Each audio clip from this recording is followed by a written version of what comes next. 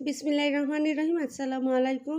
আজ রান্না হবে রুই মাছ দিয়ে কলার ঝোল। অনেক মজা।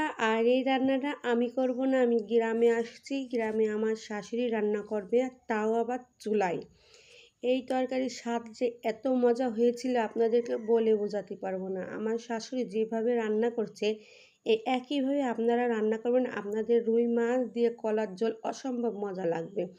তো কলাগুলো এখানে কেটে নিয়েছি, আর ওখানে রুই মাছ কেটে ধুয়ে হলুদ লবণ মাখিয়ে রাখছি।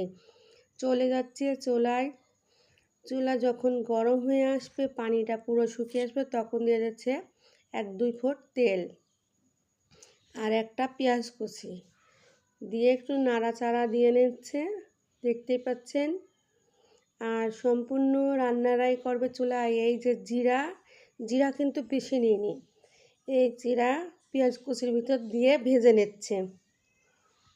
এই যে জিরা দিয়ে দিল, দিয়ে নাড়াচাড়া দিয়ে ভেজে নেবে।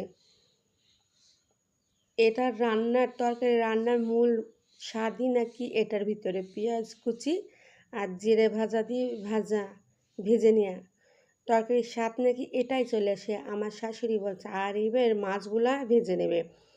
কড়া তাতিয়ে নিয়েছে, নিয়ে মাছগুলো এক একে দিয়ে দিচ্ছে। আমার ভিডিও ভালো লাগলে অবশ্যই লাইক এই পাশ হয়ে গেলে ওই পাশটা উল্টিয়ে দেবে, যাতে কারণ পরিবর্তী ভিডিও একে একে সব মাছগুলাই উল্টিয়ে দিচ্ছে। আর কড়া খুব ভালো করে তাতিয়ে নিয়েছে, এই জন্য কড়াই একটু মাছ লেগে যাচ্ছে না।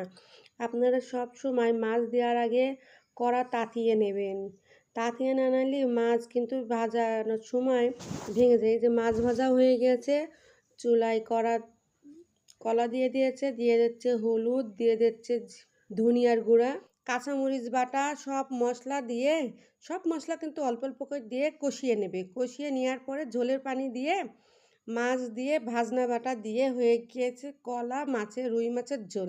আজ এই পর্যন্ত।